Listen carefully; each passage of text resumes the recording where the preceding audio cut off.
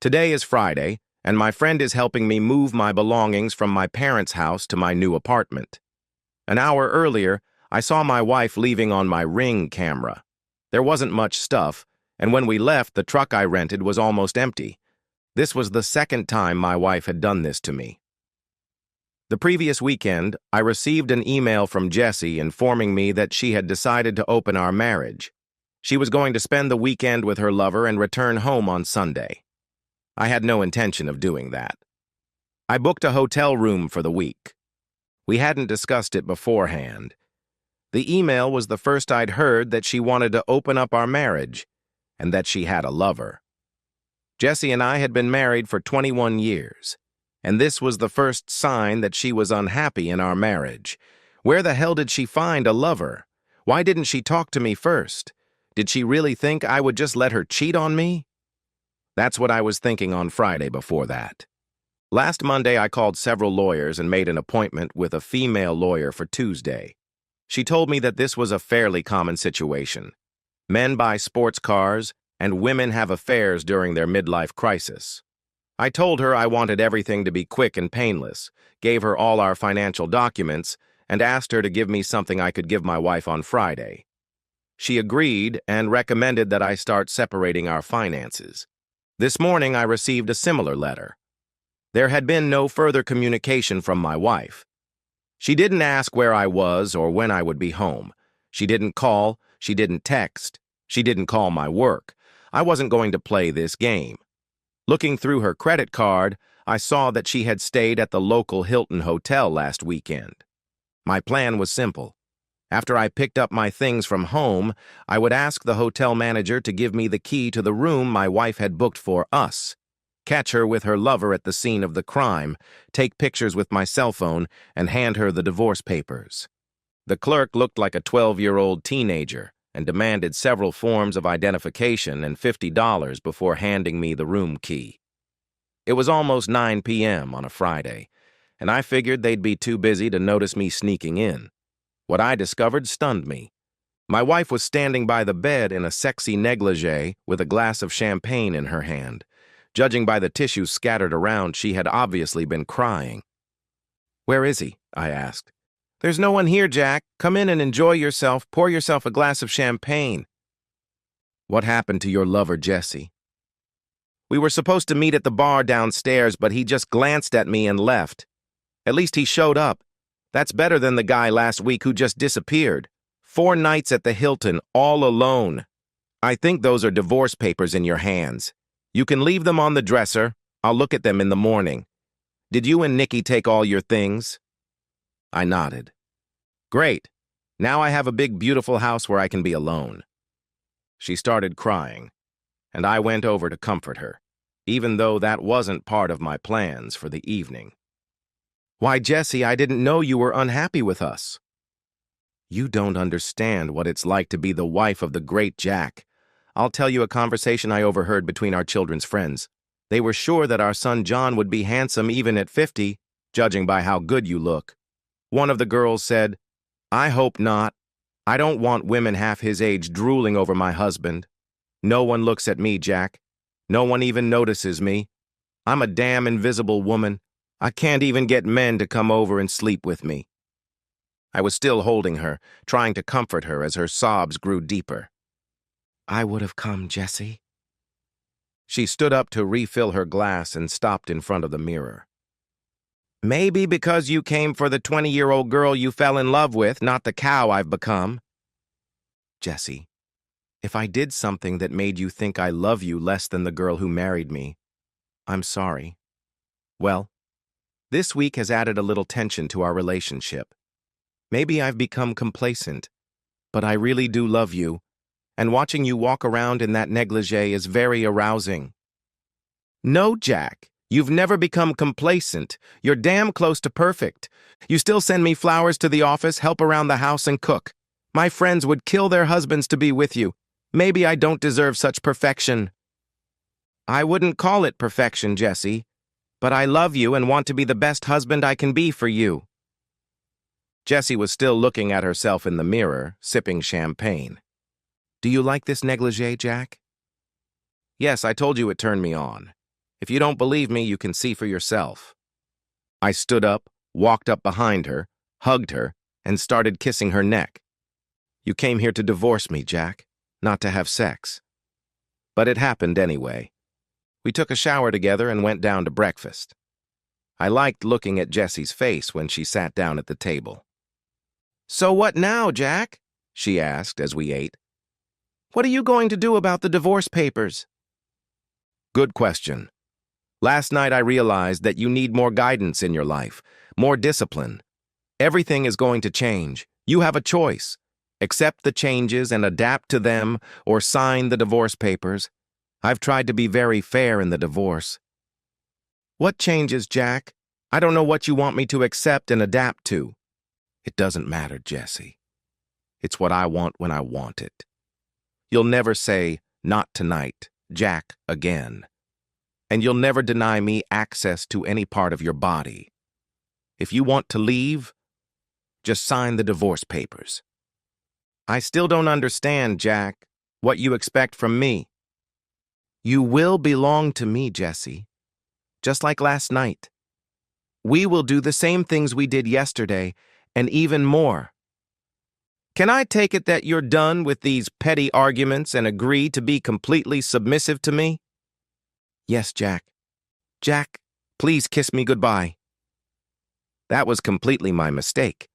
I pulled her toward me and kissed her passionately. Jack, I'll do anything you want, but please don't stop showing me that you love me. Last night I realized I can't live without it. I'll never forget to show you that I love you.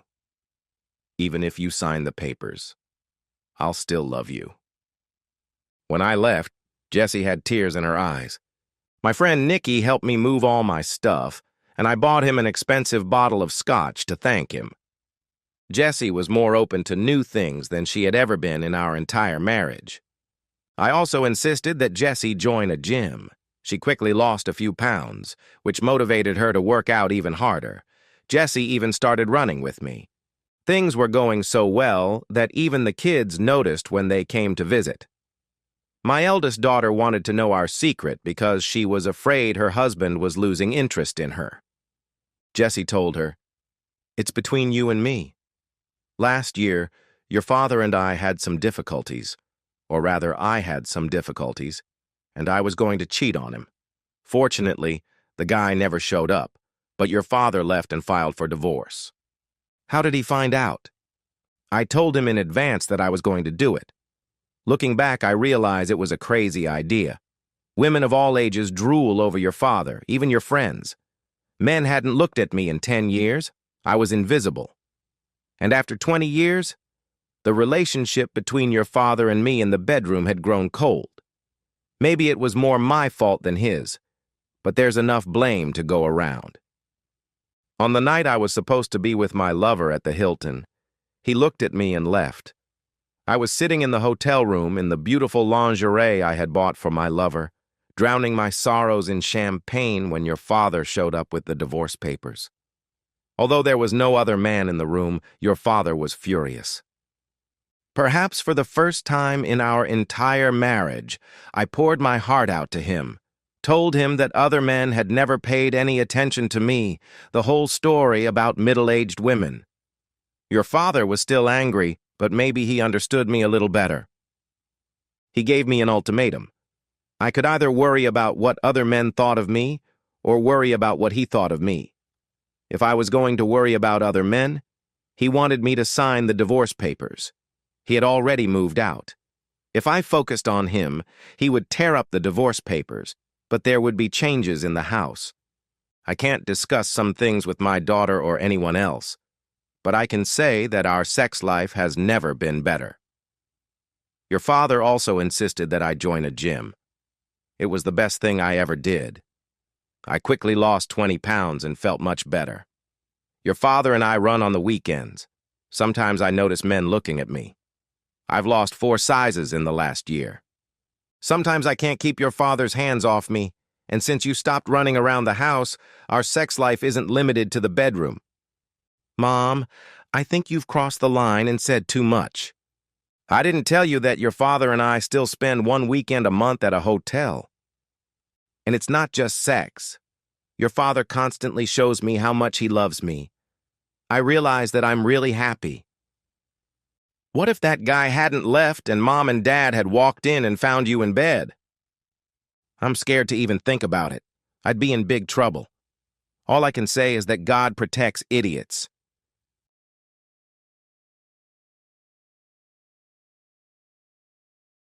It was the end of a long, exhausting day at work when my phone rang. I glanced at the screen, then at Emma's name. It was strange.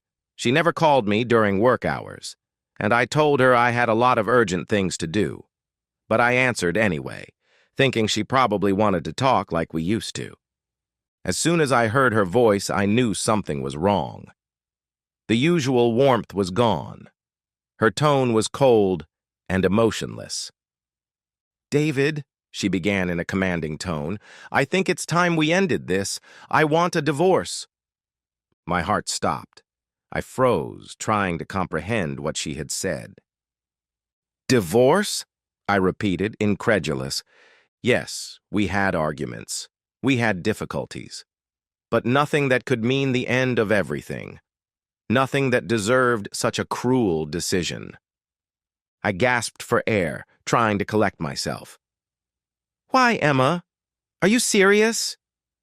"I've been thinking about this for a long time," she said, even more detached. "I just don't want to be with you anymore. It's over." Her words hit me like a hammer. I was overcome with shock and confusion. My chest tightened. Where did this come from? Sure, we had problems, but divorce, out of the blue. I tried to respond. "Emma, wait. I don't—" But she cut me off. "I don't want to talk about this right now," she said sharply. "I've already spoken to my lawyer. If you have any questions, talk to him." Then the connection was cut. Just like that. For no reason. There was no way to understand. I stared at the phone, my hands shaking. The word divorce rang in my ears, and I couldn't believe it. I thought everything was fine. Now I was left to pick up the pieces of the marriage I believed in. I wanted to fall apart. But I also knew I couldn't let it destroy me. Not yet. Not without answers. Taking a deep breath, I decided to take her advice. I talked to her lawyer. I needed to know why this had happened and why she had left me in the lurch. The drive home felt surreal, more like a nightmare. The turns, the traffic lights, even the familiar streets I had driven down hundreds of times in my life were barely recognizable. Everything looked the same, but nothing was the same. I felt my hands shake as I pulled into the driveway. I grabbed the steering wheel and closed my eyes, praying that the storm raging inside me would subside. I thought that if nothing else went wrong, Emma and I would work things out. But now it seemed to me that she had given up on our marriage because she simply considered it outdated and no longer wanted it, like someone giving away a shirt they no longer liked. I got out of the car and went into the house. Everything looked the same. Her things untouched, the furniture in place, the scent of her perfume lingering in the air. But something was missing. The warmth, the closeness, the comfort I had felt before were all gone. My body moved as if on autopilot, and my thoughts froze in the place where I had dropped my briefcase by the door after that last phone call. Divorce. I still couldn't believe it. I collapsed onto the sofa in the living room, but never had silence been so loud. I looked at the photos on the wall. Our wedding, our trip to Italy, us laughing in the kitchen, the remnants of the life I had considered mine. I ran my hand through my hair and sighed. I needed answers. I wanted to know what had happened. Why didn't she talk to me first? Why so suddenly? But Emma wasn't there. She left me to figure it all out on my own. I thought about calling her and demanding an explanation, but I was smart enough not to. She had made her decision. There was no emotion in her voice. It wasn't up for discussion. It was final. A sense of disappointment grew inside me. Had I missed some signs? Had she been preparing for this for weeks? Months? I replayed every argument, every cold look, every prolonged silence in my head. But nothing seemed final. more like the end of the first chapter. I sat down, resting my elbows on my knees, and stared blankly at the floor. I had a choice. I could let this break me, or I could take the blow. Emma had chosen without me. I could only control my reaction. My phone was on the coffee table. I picked it up and scrolled through my contacts until I found his name. Henry Clark, her lawyer. I clenched my jaw. If Emma wouldn't give me answers, maybe her lawyer would. I pressed the call button. My heart was pounding. "Henry Clark's office, how can I help you?" a voice answered. I took a deep breath. "My name is David Lopez. I was told to call Mr. Clark about my wife, Emma Lopez." There was a pause. "Ah, yes, Mr. Lopez. Please hold." I waited in a daze, clutching the phone in my hands, my brain working overtime. What was she hiding? Why the rush? And why did I feel like this was just the beginning? The hold music was muffled, which only added to my anxiety. I drummed my fingers on my knee, trying to stay calm. Finally, a voice came through. "Mr. Lopez?" "Yes," I replied. "This is Henry Clark."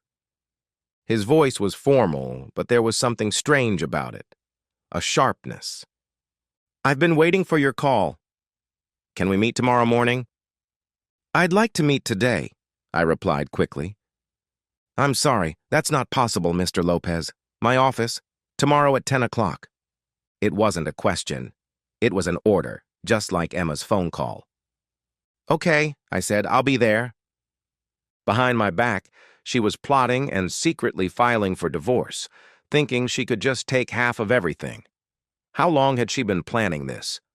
How long had I lived in the same house with someone who was plotting against me behind my back? By the time I got home and parked in the driveway, I was grinding my teeth so hard I was afraid I'd break them. I needed to think clearly. I had to act smart. If I let myself feel anything, I'd lose everything. I entered the house, closed the door, and sighed. The scent of vanilla and jasmine, her favorite flowers, still lingered in the air. And here, where I once felt at home, there was nothing now. Now it was empty, as if all the walls had collapsed on me.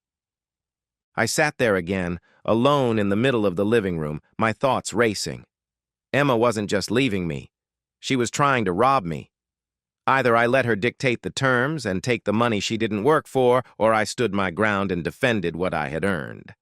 I picked up the phone and dialed the number of the person I knew could help me. Chris Evans. He was not only my best friend, but also the best lawyer I knew. Chris was a trusted friend, unlike Henry Clark, who was helping Emma. I pressed call. After 2 rings, he answered. "David?" His voice was cautious. "What's going on?" "Please help me," I said firmly. "Emma wants a divorce and is claiming my inheritance." After a pause, he whistled softly. Damn, I hoped I'd never hear news like that. "Yeah," I replied bitterly. "Welcome to the club." "All right," Chris said, switching to a business tone. "Start from the beginning." I continued pacing the living room and telling him everything, about Emma's unexpected call, the coldness in her voice, Henry's strange behavior, and the sensational news about the inheritance. Chris listened silently until I finished. Then he exhaled sharply. "She knew," he said. "She found out about the money and timed the divorce to get her share." "Exactly," I said. "So what do I do?" "Clark, let's get one thing straight," Chris said seriously. "Don't put that money in a joint account. If even a single dollar ends up in the joint account, she can claim it as joint property." "I haven't touched it," I assured him. "Okay," he said. "We'll make sure she doesn't get anything." Those words gave me strength. She may have surprised me, but I wasn't going to let her win.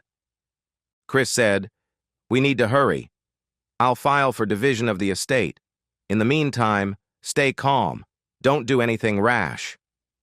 I exhaled slowly. "I won't."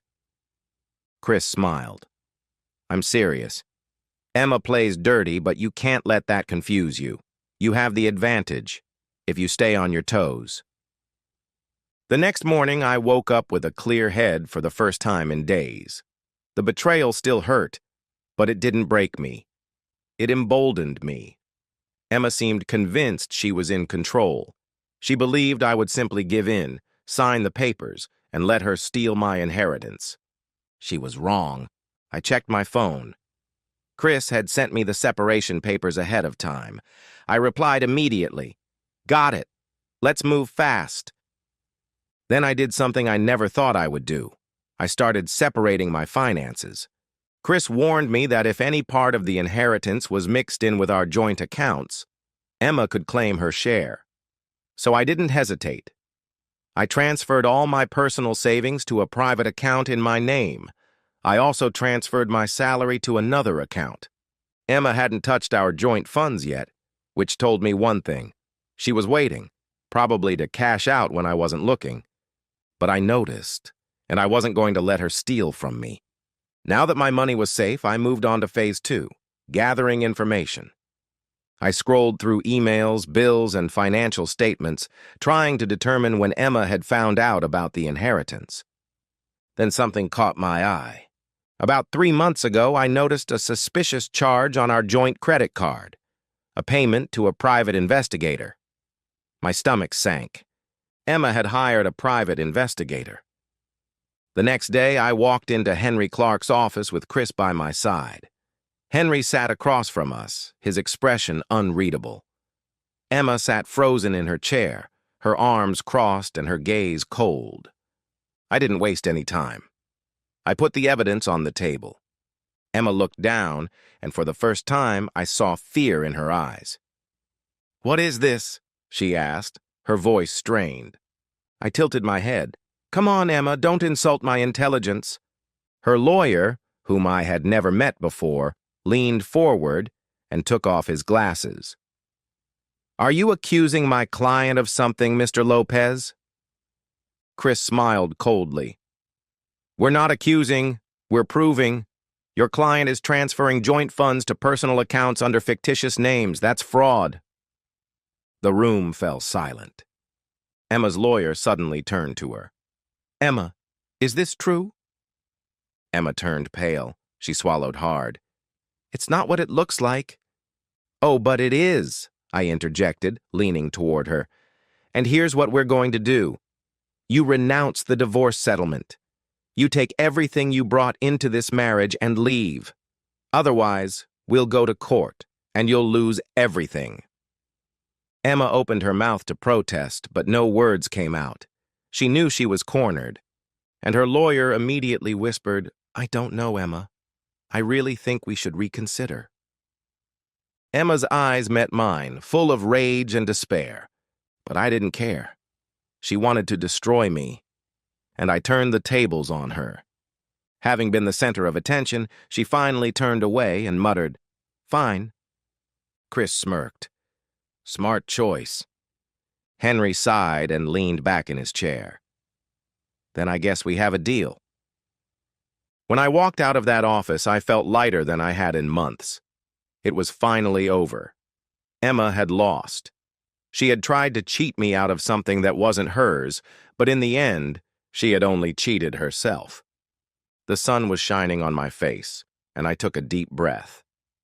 "Are you okay?" Chris asked, standing next to me. I smiled. Better than ever. This was more than just a legal victory. It was the return of my life. I was in a broken marriage and hadn't seen a solution for too long. I trusted Emma, believed we were building a future together, but she was playing a completely different game. The next few weeks flew by. The divorce was finalized even sooner than expected. Emma didn't put up a fight. She couldn't. She had no leverage, and the evidence of her fraud was hanging over her. She left with nothing she came with. No agreement, no inheritance, nothing. She packed her things and walked out of my life. I thought I would feel empty. That's why I didn't think I would miss her after all this time. Instead, the silence was gentle, giving me a sense of peace. A new beginning. A month later, I sold the house. It held too many memories of her. But everything, both good and bad, was so intertwined that I no longer wanted to carry that burden. Armed with what was dear to me, I signed the papers and left. Now that I had turned my back on the past, I began to create something I had never done before. I invested part of my inheritance in myself. I quit my hated job. I started studying, looking for mentors in business, and launched a project that fascinates me. Now I have money, knowledge, and a purpose, and damn it, it feels good. One evening, I was sitting in a cafe relaxing when a woman approached me, smiling and her eyes shining. "Is this seat taken?" she asked, holding a cup of coffee in her hands. I looked up, and our eyes met. For the first time, I wasn't scared. I wasn't afraid. I was just curious. I smiled. Not at all. And so began a new chapter. Emma tried to destroy me. She tried to take away what wasn't hers. But I came out of it stronger, wiser, ready for something new. Because life isn't about clinging to the past, it's about creating the future. And I'm just getting started.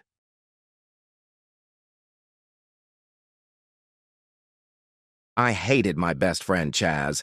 Yes, I know it sounds crazy, but that's how I really felt. We grew up as best friends and fierce rivals. We were more friends than rivals until we discovered girls. Thanks to some twisted sense of humor the gods must have had, it seemed like we always fell in love with the same girls. I think it started when we were in junior high. Chaz went to East High, and I went to North High. My name is Dill Edwards, and Chaz is Charles Theron. Dill sounds like a funny name, but my father won the money for my honeymoon with my mother playing poker.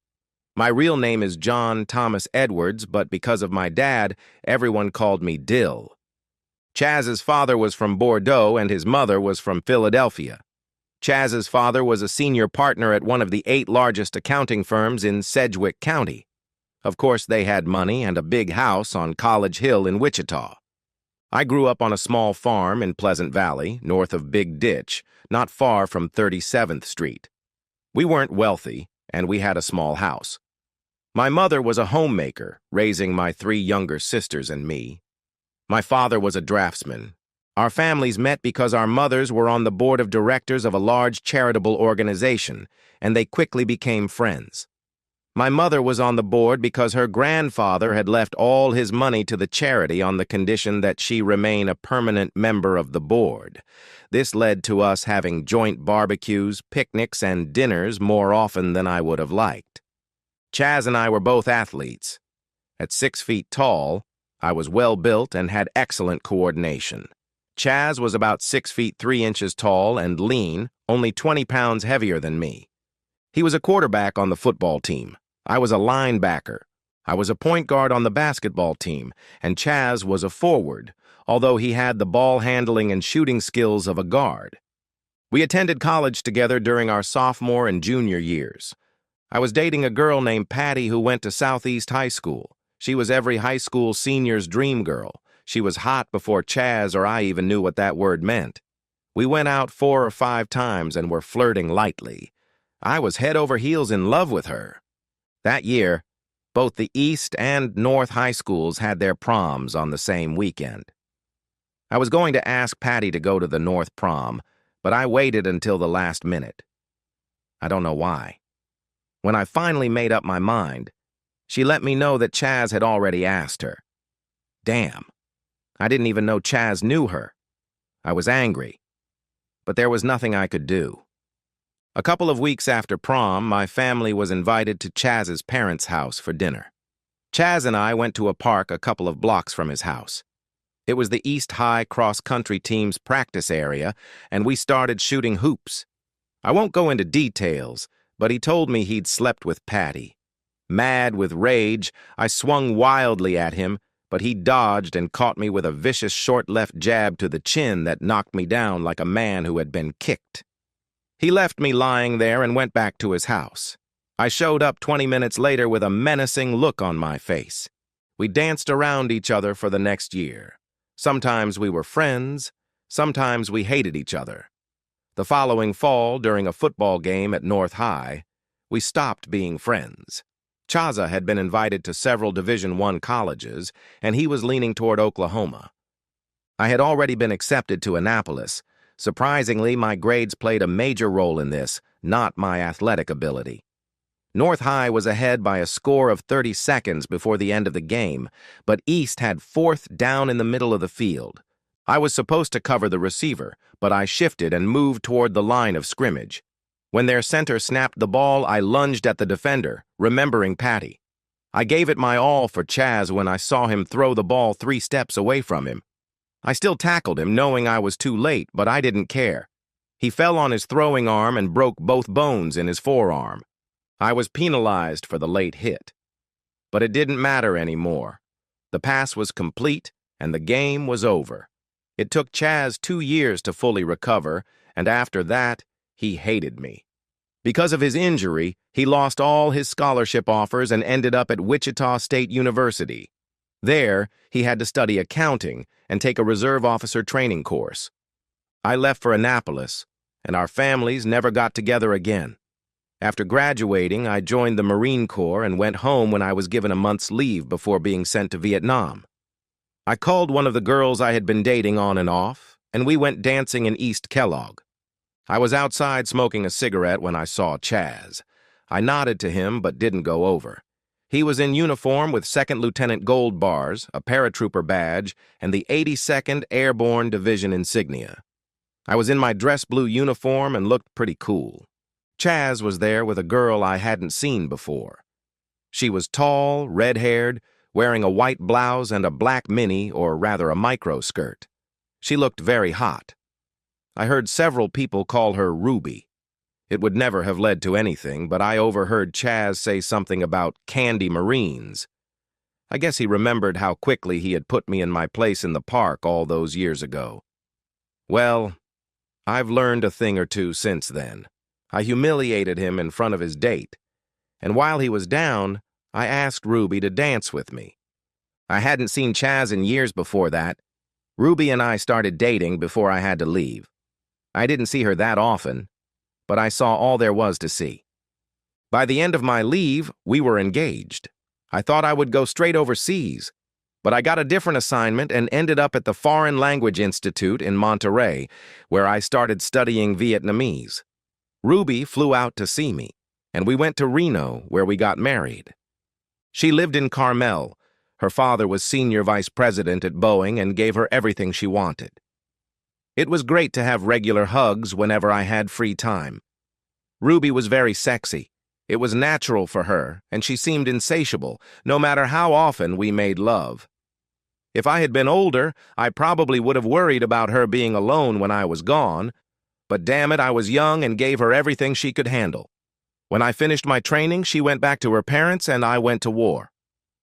K.H.E. San.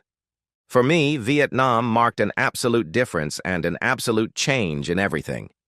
In 2 days, I went from living in almost paradise in Monterey Bay and nights, sometimes, with a woman who exuded sexuality to this alien place. Everything was different. The air had a strange smell and the heat and humidity were oppressive. It was February 1968. And I was sent to the Khe Sanh combat base a few miles south of the demilitarized zone in Quang Tri province. The area was remote, sparsely populated, and the main hotbed of the war at the time.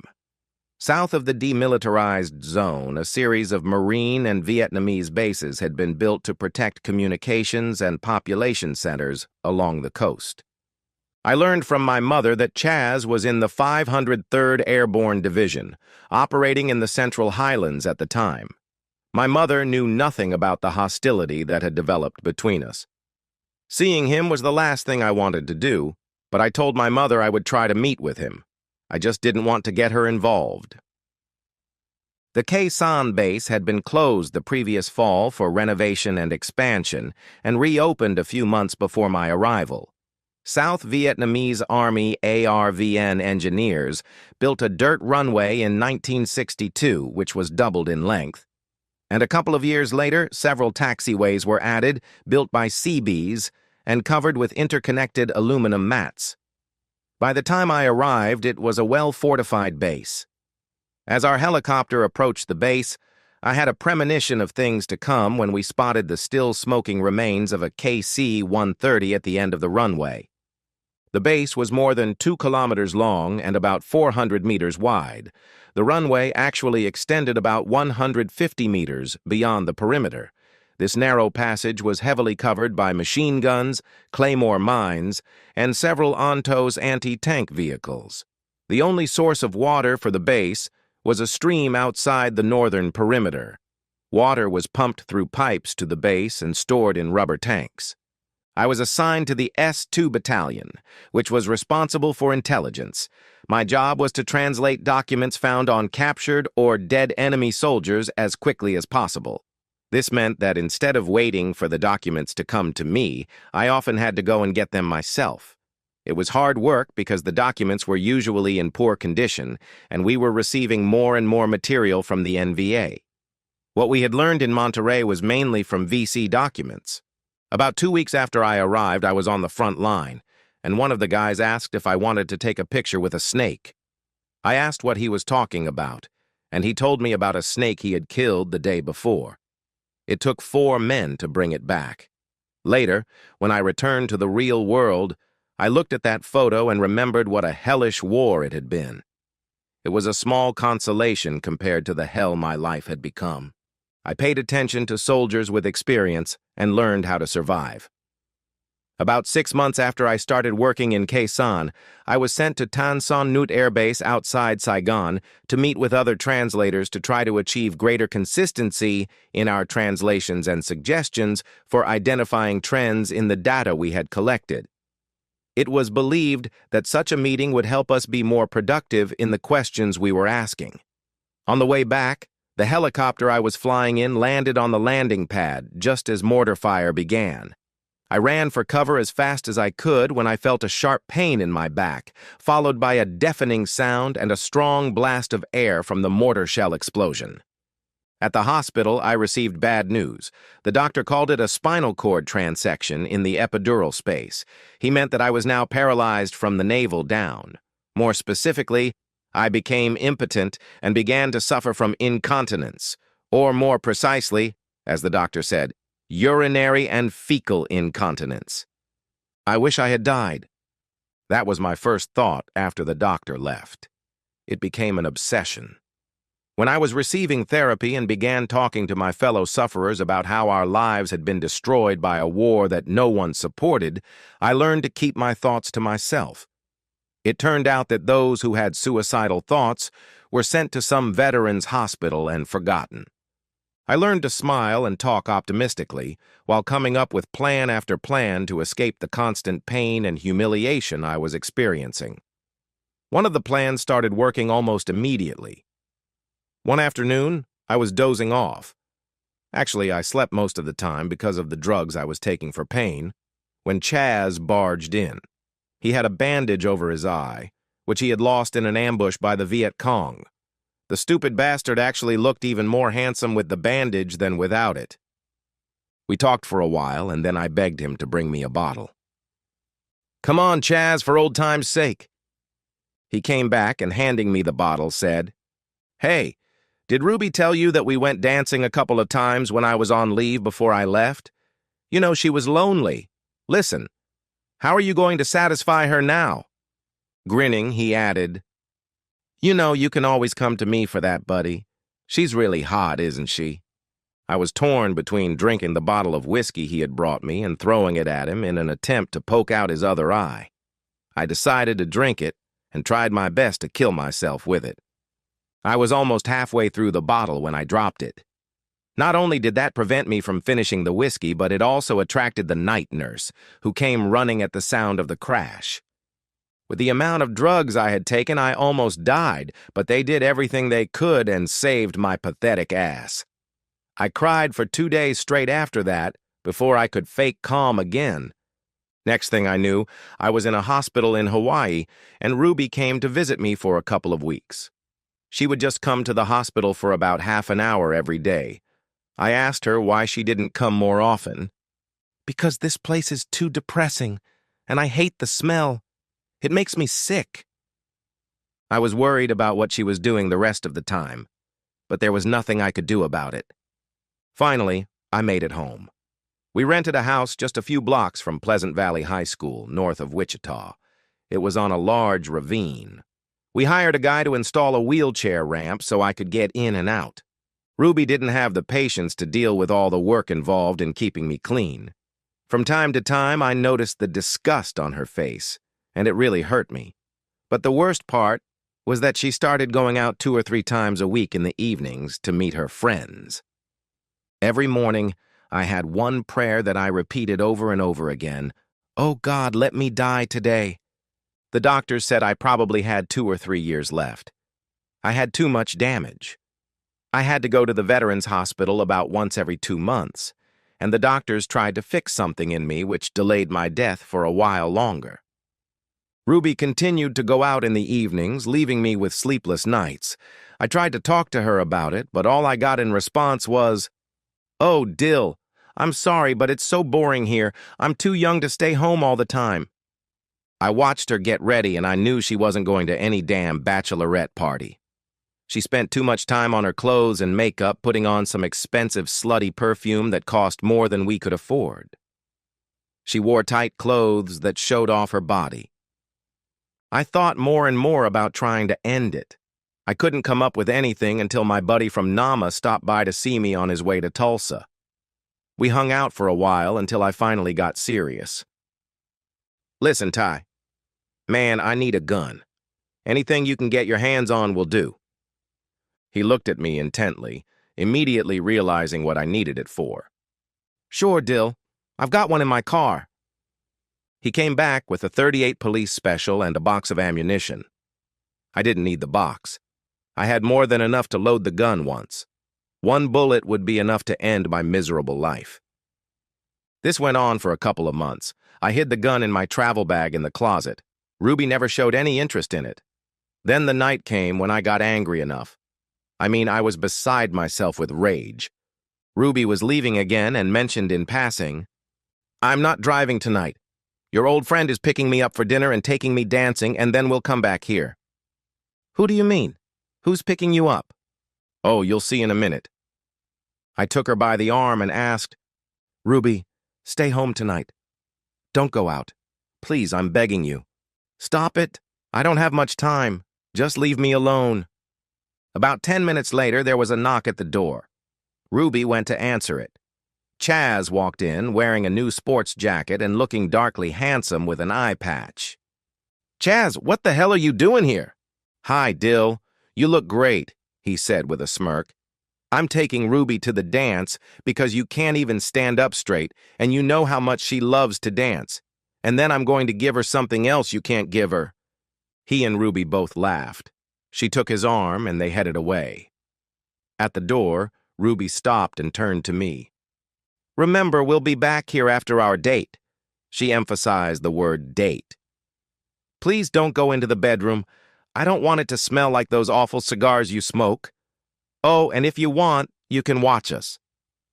Chaz added with a laugh, "Yeah, Dill, that's the closest you'll ever get to sex." I threw the ashtray at him, but he just dodged it, and they laughed as they walked out the door, slamming it behind them. Slowly burning up inside, I made my way to the closet and took out the gun. I always kept it loaded. Moving closer to the bed, I took out the bullets and wiped each one on the edge of the sheet, making the hard brass shine. I did this for 10 minutes until a tear fell on one of the bullets. Then I realized I was crying. At that moment, I knew I was ready to end it all. I had nothing to live for. I wanted nothing but death. I put the shiny death dealers back in the gun, one at a time. Then I looked down the barrel to make sure it was clean, though it didn't really matter. I tried to put the barrel in my mouth, but I chipped a tooth when I did. The pain distracted me, and I took it out and carefully wiped the saliva off the metal. Thinking about the best way to do it, I decided to go for the temple. I put the hard metal against my head and my finger on the trigger. I pulled it slowly, expecting a bang, but my hand shook and I backed away. Then I lit a stinking black cigar and lifted the pillow Ruby had been sleeping on, exhaling smoke into the hole in the pillowcase. I knew she would wash the pillowcase, but I hoped some unpleasant smell would remain. I stumbled into the kitchen. I needed Dutch courage, or in this case, Kentucky courage. My hands were still shaking as I poured water into a half-full whiskey glass, spilling more on the table than in the glass. Then I took a big gulp and choked, but it felt good. I put the gun back to my head, but I realized it was useless. I just couldn't pull the trigger. I couldn't do it like that. I added a couple of inches of whiskey to my glass and drank it slowly, thinking. The idea came to me in a flash of insight, and I understood, really understood, what I wanted from life and death. I put the gun on my knees, covered it with a newspaper, leaned back, and began to slowly sip my drink, enjoying the taste. I took a clean ashtray out of the drawer and smoked all those stinking cigars one after another. For the first time in a long time, a smile appeared on my face. An outside observer would probably have called it a sick grimace, but at that moment I didn't understand the subtleties of facial expressions. I returned to the living room. Several hours passed slowly. I realized this when I saw how full my urine collection bag had become. I was pleasantly aroused and felt good. I had a plan. I smiled occasionally as I worked out each step in my mind.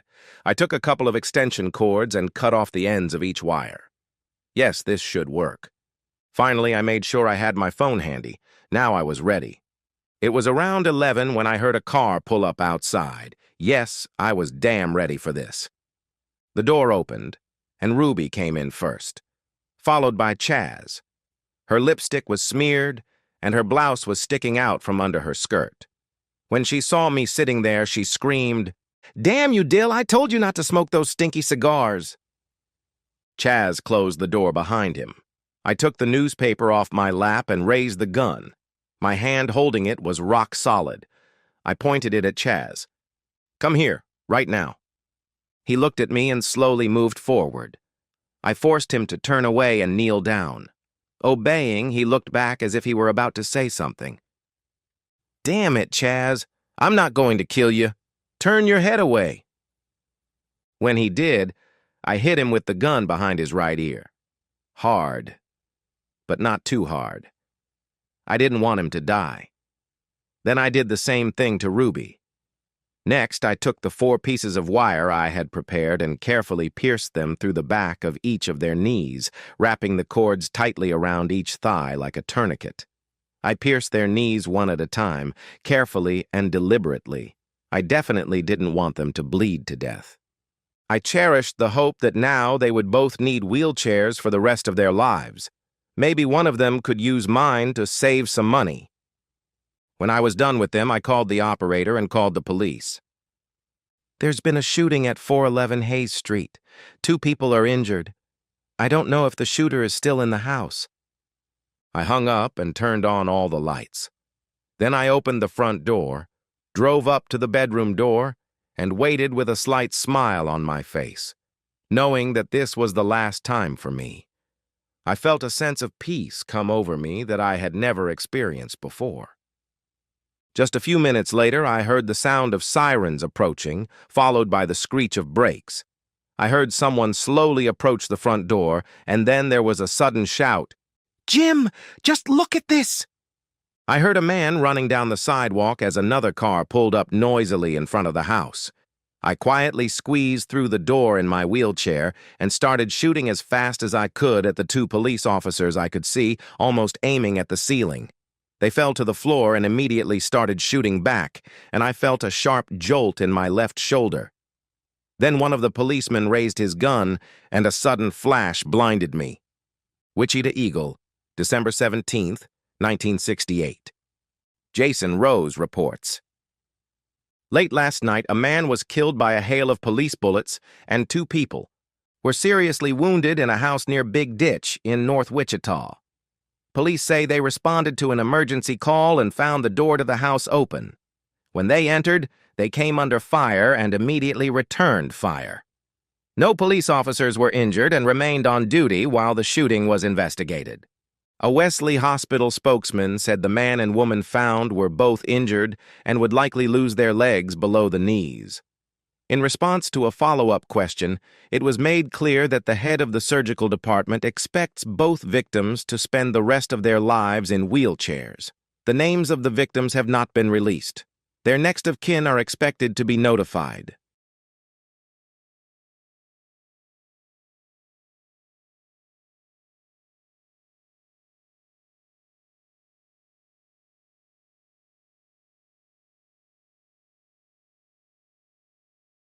Actually, it was very simple, as soon as I got the proof. I suspected my second wife of something I couldn't quite put my finger on.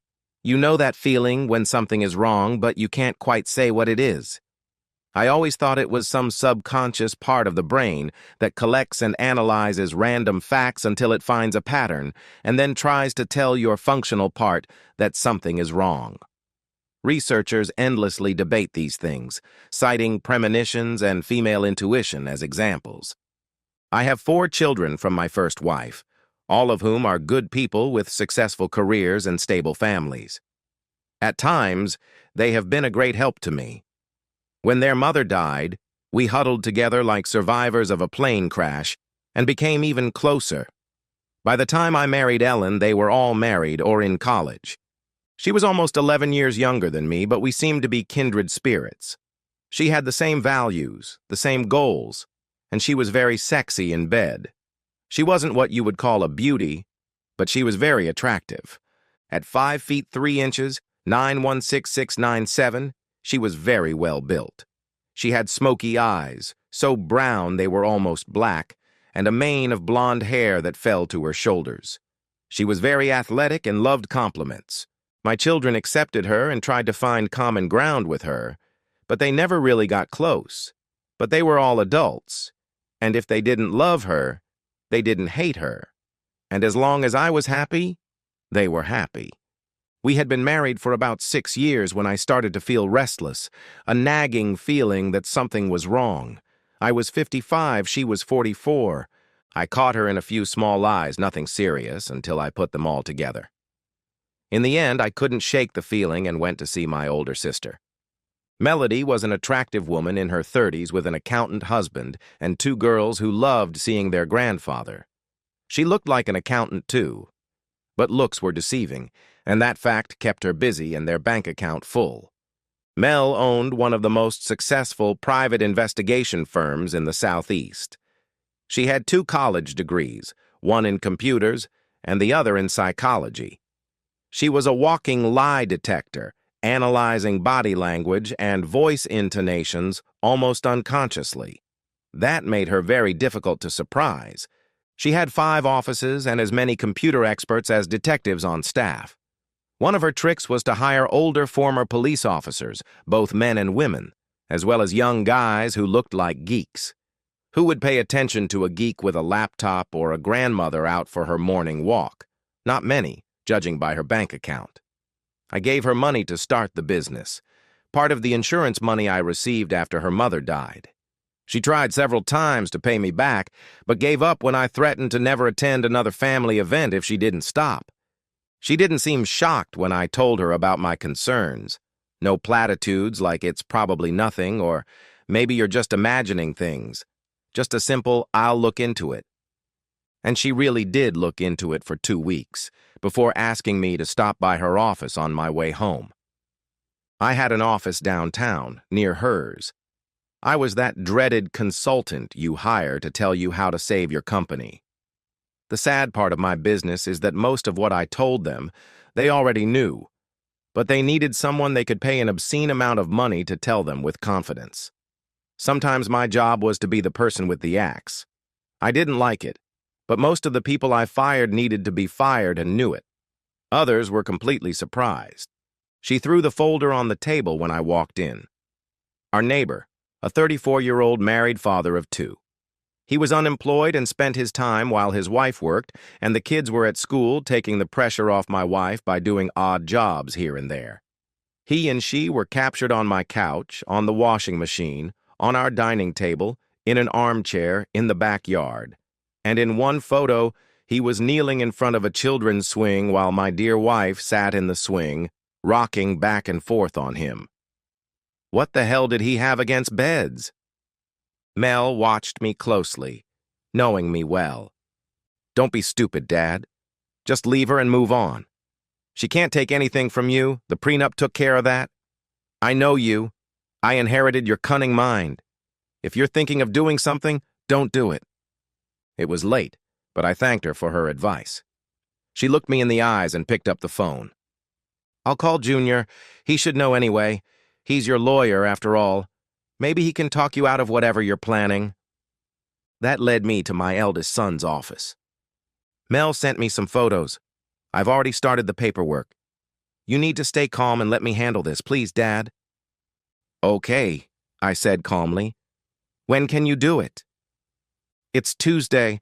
I'll file the papers tomorrow, do a couple of favors, and on Friday I'll take her anywhere you want. Are you going home? Yes. I think I can behave myself for 2 days. She hasn't been paying much attention to me lately, so she won't notice anything. He stood up when I got up to leave and put his hand on mine. Don't do it, Dad. Don't do what? Whatever you're planning, I can see it in your eyes. I assured him I wasn't going to do anything stupid. Later, I found out that before I even got to my car, he called his friend, one of the most successful lawyers in the state. Dave, keep your schedule open. I may need you soon. I was right. She didn't notice a thing. I had a few days off between jobs, so I decided to check in on my younger son. He was in the utility room, but when he heard the doorbell, he came out with a smirk on his face. Hey, Dad. How's it going? Before you answer, I already know. Junior and Mel called me last night. I thought you might stop by. What can I get you? He was my wild child, covered in tattoos and piercings. He had never been in trouble in his entire life. He inherited his mother's wicked sense of humor and my sense of right and wrong. He could have studied anything in college, but he became fascinated with guns and turned it into a very profitable business. I treated him the same as my other children and gave him some startup capital. He was a master gunsmith with an almost cult following. He specialized in weapons for special forces, customizing and refining their guns. He guaranteed their sniper rifles would hit their target at 350 yards. You could cover the first 3 shots with a quarter and the next 3 with a 50-cent piece. If you could hold the rifle steady, you could hit it. He did all the work for the 3 largest cities in the county, as well as most of the work for the local SWAT and FBI. He also had a very profitable gun shop and a supply line for police equipment. Thanks to him, I had a lot of guns, and my family and I often shot together on my 20 acres of land in the county, which we had turned into a shooting range. He sighted in all his guns there. He was married, which I never thought would happen. She owned her own tattoo parlor, was very talented, and her work was regularly featured in magazines. It was love at first sight. I really liked her. I grabbed a few new things he showed me. You never know when they might come in handy. On the way home, my youngest daughter, a nurse practitioner and partner in her office, called me. I heard, Dad. Are you okay? Do you need anything? You're not going to do anything stupid, are you? I smiled. I imagined her frowning, holding the phone, her reading glasses perched on her nose. Don't worry, kid. You think I'm going to screw up and miss the birth of my new grandchild? No way. I could use a sleeping pill, though. I haven't been able to sleep for the last few days. I got the prescription from her right after her mother died, when I couldn't sleep from grief. I didn't take them for long. They were very strong. Over the years, especially when I was working on a business that I knew wouldn't survive, I would get stressed out. She would only write me a week's supply, and sometimes she would just give me samples. After warning me again, she promised to call the pharmacy and write a prescription. On Thursday evening, I sat down to a nice dinner with my wife. We had a lovely conversation. If I hadn't already known, it would have been hard to believe what she was doing. I opened a bottle of wine from a local vineyard that I knew she loved. I had bought it that day.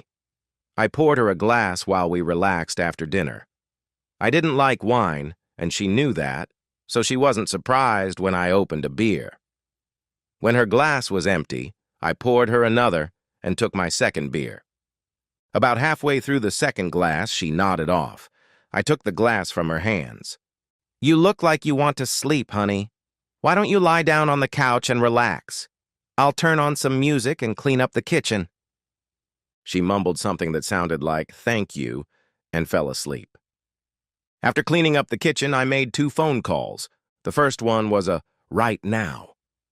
The second one took a little longer. "Sandy, how are you?" "Good. Has Barry found a job yet?" "Well, I might have something for him. I'm meeting a guy from the factory who's supposed to supervise the second shift. Why doesn't he go with me? They really need a night operations manager there. The salary's around 40. Do you think he'd be interested?" "Great. Tell him to come by in 30 minutes. I made a note to throw the phone away as soon as possible and went outside to wait. I had a mid-90s GMC pickup truck that I hardly ever drove. It came with a slimline cover, which I immediately removed. What's the point of a pickup truck if you can't use it to transport things? Earlier that day, I had put it back on.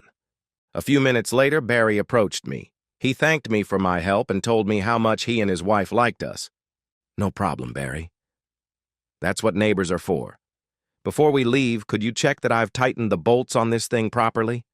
My car's in the shop, and she hates it when I drive hers. I wouldn't want this thing to fly off while we're on the road." I lifted the cover and lowered the rear door. He leaned over to check the bolts when I hit him with the stun gun. He jerked, made a sound like a sigh, and went out like a light. I shoved him inside, closed the rear door and the cover, and drove off. I drove for about 5 minutes before stopping in a secluded spot. He was just coming to when I hit him again with the stun gun, this time taking the opportunity to put handcuffs and leg restraints on him. I drove to our shooting range. It took about 30 minutes, 10 minutes on a dirt road so overgrown it resembled a goat trail. Perhaps I was driving too fast, hitting the bumps. It was probably my anger. I unlocked the gate and drove through. As I closed it again, I could hear him screaming and thrashing around. I made a mental note not to forget the gag on the way back. I drove out onto the training ground. Damn, I had no idea how bumpy the road was, but then again, I had never driven on it so fast before.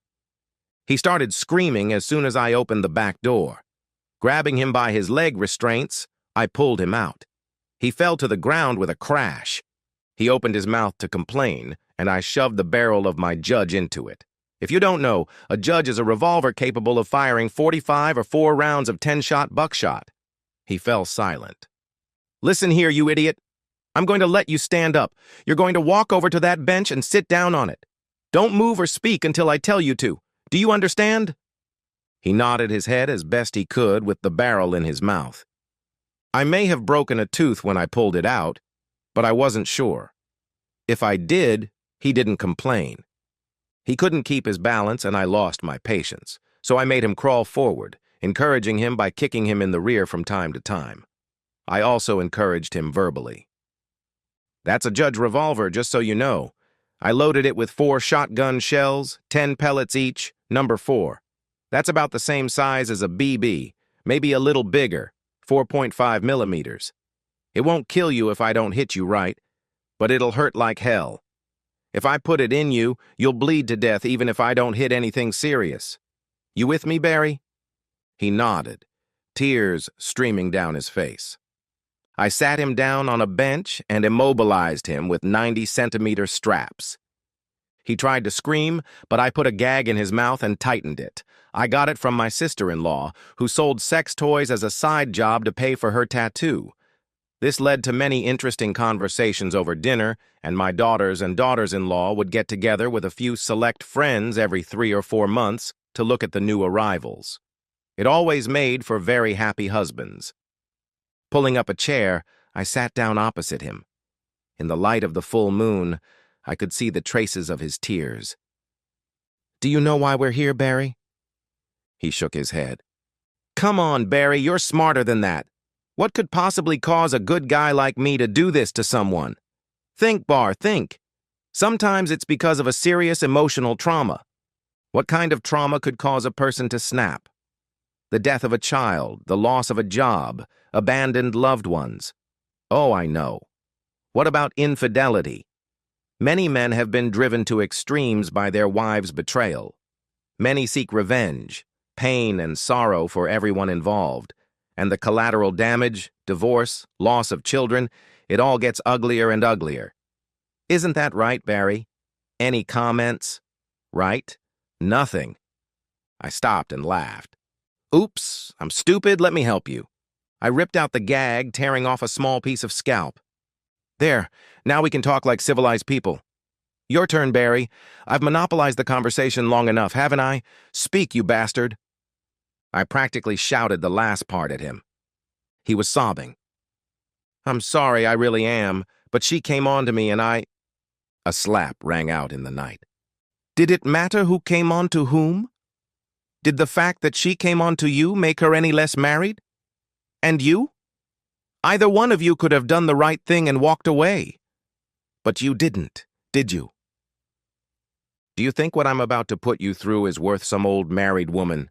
He cried, almost incoherently. I shone the flashlight in his eyes. Here's what got you, Barry. It's a fully functional flashlight with a built-in stun gun. You just jab it into someone and the prongs pop out and shock them. It burns like a bitch, at least that's what I've heard. My youngest son gave it to me. Standing up, I walked around him, checking his bonds. I stopped in front of him and took a bag from the seat of the truck.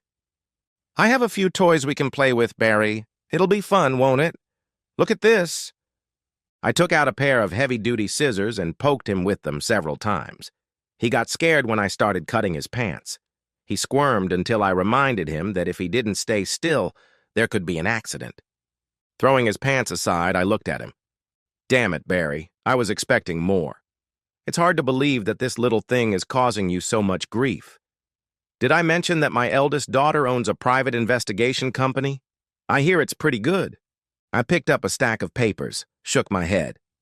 Barry, Mrs. Oliver, she's probably 60 or more, and Mrs. Grant, she's no more than 25 and she weighs at least 250 pounds, 113 kilograms. You don't do your research very well, do you? And Mrs. Jeffries? I thought you hated black people. It's nice to see you've overcome your prejudices. Her husband is probably 6'3". I bet he weighs about 136 kilograms. Amazing. I thought prison guards would be more fit. You were a busy boy in this neighborhood, weren't you? Got anything left for your lovely wife? Remember her? The one who gave birth to your 2 children? The one who works overtime to support your pathetic ass? I bet her heart will break when she sees these photos, won't it? He struggled and groaned. I patted him on the head fatherly. Don't worry, Barry. I'll make sure she has a shoulder to cry on. I'll help her and the kids any way I can. Hell, when you lose your house, I might even let her and the kids move in with me. You do know that Mrs. Oliver's son is the vice president in charge of mortgages at your bank, don't you?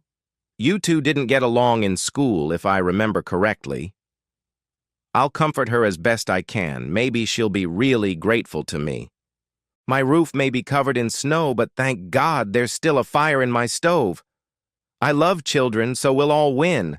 Hell, I might even adopt them. You wouldn't mind, would you? He slumped down. I patted him on the cheeks a couple of times, then slapped him. He recoiled. Okay, I was afraid you were dozing off. Don't relax, we have a lot to do. I'm going to give you a few options, Barry. I want you to think about them carefully. When I'm done, I'll give you a minute to decide. But Barry, I want your answer before we leave. Understand? Okay. I reached into my bag and pulled out something with handles like pliers, but with 3 prongs in front. Can you guess what this is? It's a bull band. It's a castration device. You take this. I held out a rubber band 1/2 inch wide and about 1 inch long, and put it on like this. I put the rubber band on the 3 prongs and squeezed the handle. The brackets immediately spread the rubber band apart about 4 inches, 102 millimeters.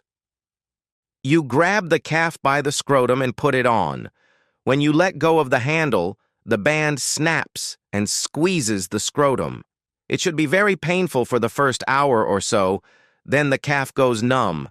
After 3 days, the testicles no longer function. After a week and a half to 2 weeks, the scrotum falls off. Quickly, almost painlessly, non-invasively, perfectly. Did I mention that my youngest daughter's husband and his father own a meat farm? There was horror in his eyes. I handed him the bottle of pills. I got these from my youngest daughter, too.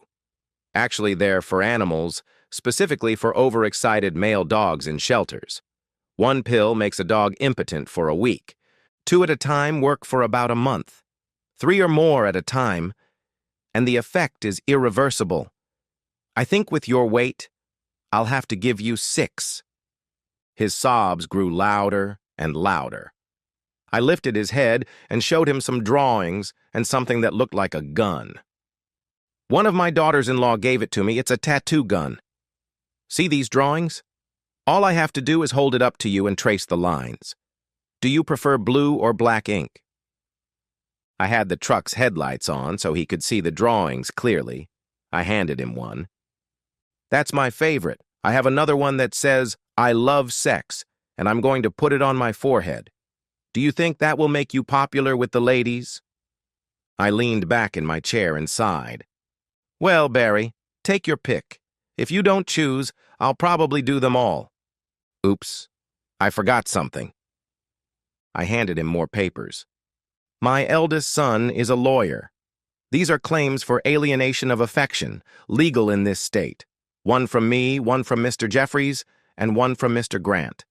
Mrs. Oliver is a widow, but she is listed as a witness. You can choose one of them if you want. I'll go have a beer while you think about it. I'd offer you one, but you need a clear head. I'll be back in a while, and it'd be best if you had an answer for me. I went out into the darkness, found a log, and listened to the night. An owl hooted nearby. Coyotes howled on the hill. Tree frogs croaked on the damp ground, singing to the night. Everything was quiet. When I returned, he was exhausted, apparently from crying. I shook him roughly. What are we going to do, Barry? Personally, I have a couple of favorites. I hope you refuse to choose just one so I can have a little fun. He begged and pleaded. I yawned. Time's up, Barry. I'm going to enjoy this, and you might not. I picked up the banders. I don't think it'll hurt for long. Let me know, okay? Want to watch? Well, maybe it's for the best. Taking the leather mask out of my bag, I secured it over his head, leaving only his nose exposed. I replaced the castrating tape with regular heavy-duty rubber tape. I heard him cry out when it snapped into place. It would be uncomfortable, but it wouldn't cause any long-term damage if removed within 24 hours. I took out the bottle of pills. They were estrogen pills left over from the hormone replacement therapy my soon-to-be ex-wife was supposed to undergo to make her skin look younger. The worst they could do was make his breasts sore for a day or two and possibly exacerbate his mood swings. I grabbed a bottle of water and put 5 pills in my hand. Unzipping the mask, I pinched his nose shut. He opened his mouth to scream, and I shoved the pills in and poured the water down his throat. He choked and coughed, but eventually swallowed. I was humming to myself when I heard a voice from the darkness. Enough, Dad. I think you've made your point. We'll take care of this ourselves. All 4 of my children came out into the light, along with 1 son-in-law and 1 daughter-in-law. How did you find out? I asked in surprise. Mel laughed. You're so predictable. I've been watching you from the beginning. I wanted to stop you earlier, but they talked me out of it. They wanted to let you have some fun. You're a terrible person, you know that? Go home, you have other problems. We have ours. I bowed to their wisdom and left. Afterward. I called Sandy right after I finished with Barry and told her I couldn't wait any longer and had to leave. I actually had an appointment, but I was late and called to cancel. She didn't know where he might be. He came home 4 hours later, brought in by the police. He claimed he had been forced into a car, robbed, beaten, and left on the side of the road. As it turned out, the police were convinced it was a disgruntled husband or group of husbands. I had a hastily made alibi which the police readily believed. My wife was in a daze and couldn't say exactly when I had come home. I will never forget her scream the next morning when she went to take a shower. Her hair had been shaved off, and in its place was an elaborate tattoo with the proud inscription, "Barry's Slut." It wasn't a real tattoo, but one drawn with ink that tattoo artists were experimenting with. It was guaranteed to last 3 months. It was used for people who weren't sure they wanted a real tattoo. If they changed their minds, the ink would wash off and there would be no harm done. My sister-in-law was above suspicion. She and the rest of the family had been seen by numerous witnesses dining at a local diner. Hypothetically, it could have been done by a fellow artist who was moving out of town and could use the extra money. Just a wild guess. While she was screaming, I was already getting ready to go on vacation, leaving the photos and a no-fault divorce statement on the dining room table, along with a note. "Sign this, and I'll help you find an apartment and pay your expenses for 3 months while you look for a job, or don't sign it, and I'll leave you to fend for yourself after a public divorce." She signed it. For a while, she lived on the other side of town, and then she met and married a man 4 years younger than her. Apparently, she didn't like the idea of an older man. Right after the ceremony, they moved to Alaska. I laughed when I found out she hates cold weather. I never asked her why she decided to cheat on me, and I never spoke to her again. The lawyers settled everything. Photos appeared in various mailboxes in the neighborhood. Sandy kicked Barry out, and he left for parts unknown, ahead of Mr. Jeffries and Mr. Grant. When the dust settled, I asked Mel to track him down so I could serve him with divorce papers and collect child support. I heard that he was having a hard time paying the amount he owed and living a decent life. But as long as he paid, no one cared. I unofficially took Sandy in as another child, effectively giving her a shoulder to cry on. After talking to Mr. Oliver, I managed to get her mortgage terms revised. He was very responsive, so much so that 11 months later I let the boys stay with me while they went on their honeymoon. His wedding gift to her was a paid-off mortgage on the house. 2 years later, the boys had a little sister. Mr. Jeffries divorced his wife, as did Mr. Grant. Mrs. Jeffries moved across town and spent the next 3 years trying to reconcile. Finally, he started talking to her, and she moved back to our neighborhood. They are still not married. Mrs. Grant had nowhere to go. She was from another state. I saw her walking down the road with a single suitcase, crying. I felt responsible, so I took her home and put her up in a spare bedroom. She took over the housekeeping and kept it in immaculate condition. It turned out she had a good head for business, so now she runs the home office. I bought us a gym membership, and while I was getting in shape, she lost over 100 pounds, 45 kilograms. She became very attractive, and men swarmed around her until she made it clear that she wasn't looking for another partner and that she was perfectly happy with the one she had. After she lost the first 50 pounds, she surprised me by waking me up in the middle of the night by jumping on the bed. "I think she passed," she said. "Passed? What are you talking about?" It took me a second to realize she was naked. "Weight test. I've wanted to do this for a long time, but I was afraid the bed wouldn't hold both of us. Now move over. I always sleep on the right." She still does. My children thought it was a rebellion when she announced at Thanksgiving dinner that we were going to start a family. I tried to talk her out of it, but she said I was about 6 weeks too late. I did the right thing and married her. All 4 of my children talked to her at length about my views on fidelity. I think that may have scared her. As it turned out, her husband had been cheating on her, and she was doing it with Barry purely out of revenge. Unfortunately, thanks to me, he had proof, and she didn't. Our daughter was born about 3 days before my 5th grandchild. I was 10 days shy of my 58th birthday. I decided I would be 80 when she graduated from college. Recently, the kids threw a Halloween party and insisted we come. It was a horror-themed party. I had a fake axe and a hockey mask. My beloved wife dressed up as Elvira, and she had the body to go with it. The only thing scary about it was how sexy she looked. My sister-in-law, who is a tattoo artist, was dressed in a three-piece suit and carrying a briefcase. The other kids wanted to know who she was. I'm my father-in-law. He's the scariest man I've ever met. She won first prize for her costume.